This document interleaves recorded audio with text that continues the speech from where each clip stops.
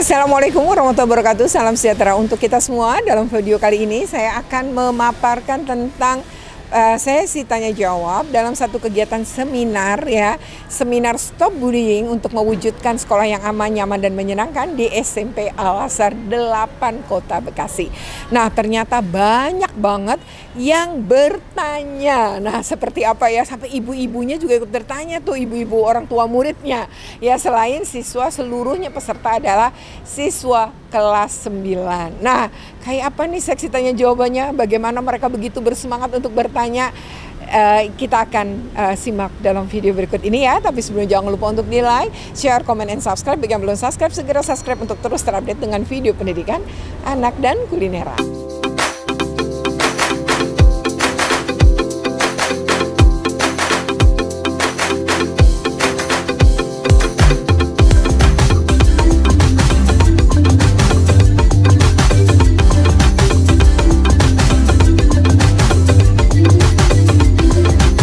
Teman kita atau di sekitar kita tuh kan banyak kecanduan game online lah, pornografi dan lain sebagainya tuh, Bu.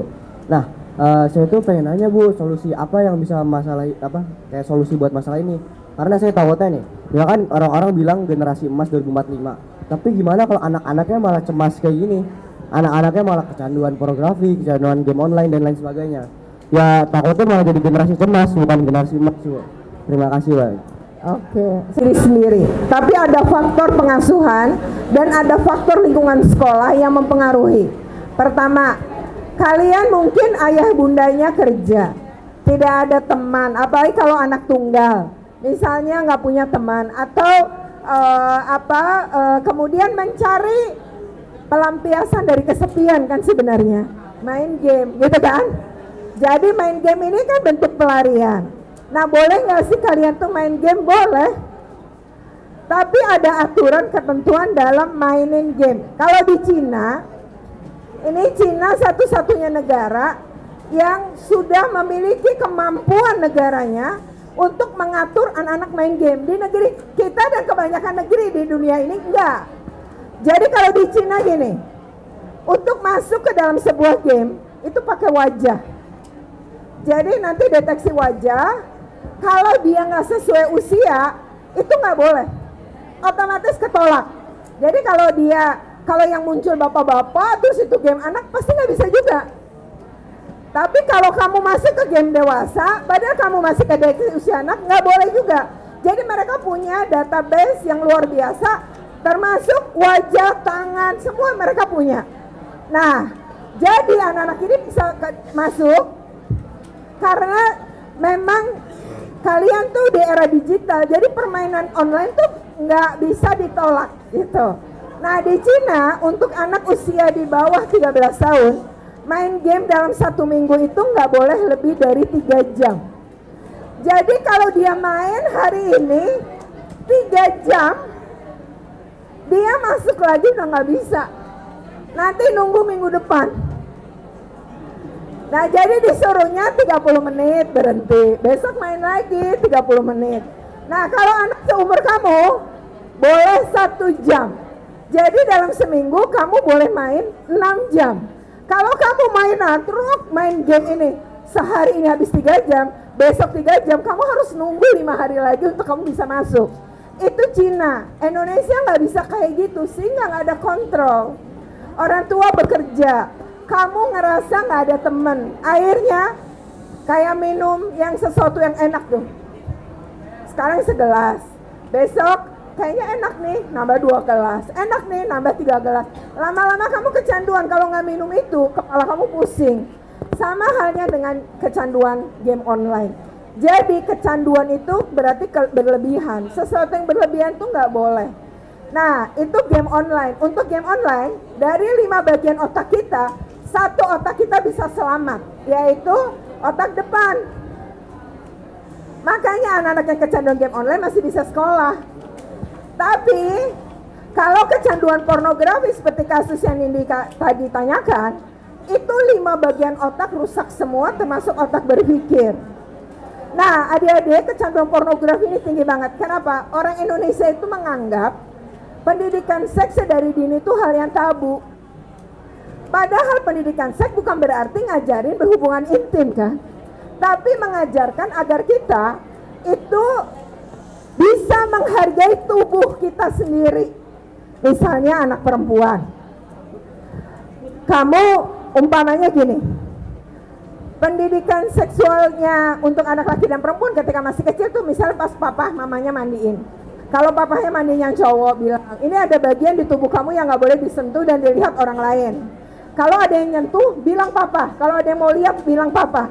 Maka kamu bisa mengerti ketika di lingkungan luar ada orang memegang bagian yang harusnya cuma kamu yang boleh nyentuh. Lalu anak perempuan, bagian yang mana? Itu mamahnya yang bilang. Itu pendidikan seks sedari dini. Banyak anak korban kekerasan seksual, dia nggak ngerti kalau itu sesuatu yang hanya boleh dia nyentuh. Jadi bisa keliru dalam mempersepsikan. Yang kedua ya, dia hijau itu dia sudah umur 14, tapi saat dia melakukan saat dilaporkan dia masih dengan umur 14 kurang 1 minggu. Nah, apakah itu bisa dimasukkan ke dalam ditahan atau tidak? Dan satu lagi pertanyaan dari saya, di kriteria cyberbullying kan itu dilakukan secara berkali-kali, kasta sama ada yang disakiti. Sedangkan di bully yang di real life yang secara nyata apa aja ibu kriterianya? Terima kasih. Wassalamualaikum warahmatullahi wabarakatuh. baik, siapa namanya tadi? Nafasya, terima kasih pertanyaannya. Pertama, kalau dia umurnya pada saat kejadian 14 kurang seminggu.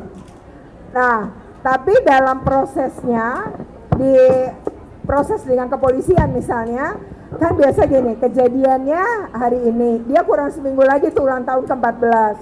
Lalu proses kan bisa melampaui seminggu. Begitu dia memasuki usia seminggu, tapi masih dalam proses BAP, dia bisa ditahan. Itu, karena sudah bisa memasuki usia 14. Tapi kalau proses BAP sebelum P21 ke kejaksaan dia belum 14, dia selama itu nggak bisa ditahan di kantor polisi. Jadi, dan anak tuh nggak boleh dicampur sama narapidana dewasa. Jadi nanti tuh dia dititipkan saja di balai rehabilitasi milik pemerintah. Biasanya begitu.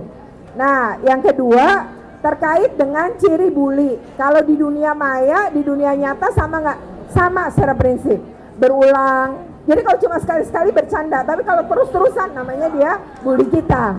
Yang kedua ada relasi kuasa tetap. Dan yang ketiga nyakitin orang yang dibully, merendahkan, mempermalukan, menyakiti, itu masuk kategori. Nah, kalau dampaknya, yang beda dampaknya. Kalau bully di dunia nyata, dampaknya tidak sedahsyat di dunia maya. Karena di dunia nyata misalnya nih teman satu angkatan doang yang tahu, atau teman sekelas saja yang tahu.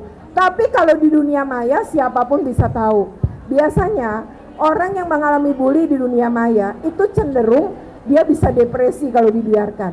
Kamu ingat gak beberapa artis Korea, dia mengalami pembulian di dunia maya, dia memutuskan bunuh diri. Karena dampak di dunia maya tuh lebih dahsyat. Orang gak kenal kita, ikut bully kita kan. Nambah-nambahin komentar yang sudah ada gitu. Nah makanya kenapa cyberbullying itu jauh lebih membahayakan.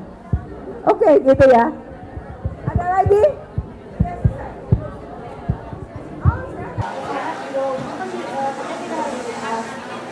Rehabilitas kan katanya. Kalau di rehabilitas itu kan mereka mungkin ada yang belum mengerti bagaimana atau misalnya itu apakah udah terjamin mereka bakal berubah gitu. Jadi mereka tentang diri sendiri, makan, kemudian diri sendiri, sampai kemudian ada kelas yang namanya pemulihan psikologi. Jadi dia akan terus didampingi psikolog maupun pekerja sosial. Nanti dia ini boleh ditengok orang tuanya sampai batas biasanya sebulan. Nanti baru orang tua boleh nengok. Tidak boleh, boleh, tapi sebulan itu dikondisikan. Mereka tuh gak dulu orang tua agar kebiasaannya lebih mudah bagi si balai rehabilitasi. Jadi di sana tuh banyak anak yang melakukan tindakan-tindakan pidana, kemudian itu tuh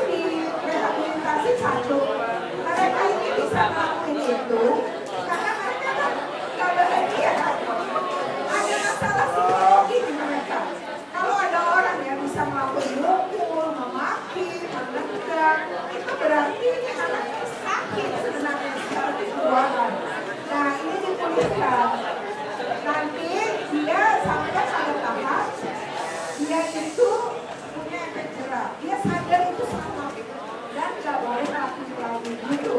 Jadi ketika nanti dia masuk proses peradilan, biasanya tuh psikolognya akan terus dampingin ketika dia bersaksi, ketika dia dimintai keterangan, bahkan di kepolisian pun dia bisa didampingi oleh psikolognya. Jadi seperti itu aja. Demikian ya video tanya jawab ini, semoga bermanfaat. Jika bermanfaat jangan lupa untuk di like, share, comment, and subscribe. Bagi yang belum subscribe segera subscribe untuk terus terupdate dengan video pendidikan anak dan kunelaran. Dan senang banget ya bahwa para ibu komite sekolah ini begitu bersemangat dan juga ikut bertanya. Terus mereka juga merasa ini memiliki manfaat. Tadi ada juga yang dokter dan nampaknya memang mereka semua ini punya semangat, punya kepedulian untuk masa depan anak-anaknya tentu ya. Oke ya, semoga bermanfaat. Sekali lagi jangan lupa untuk di like, share, comment, and subscribe. Bagi yang belum subscribe segera subscribe untuk terus terupdate dengan video pendidikan anak dan kulineran. Terima kasih. Wassalamualaikum.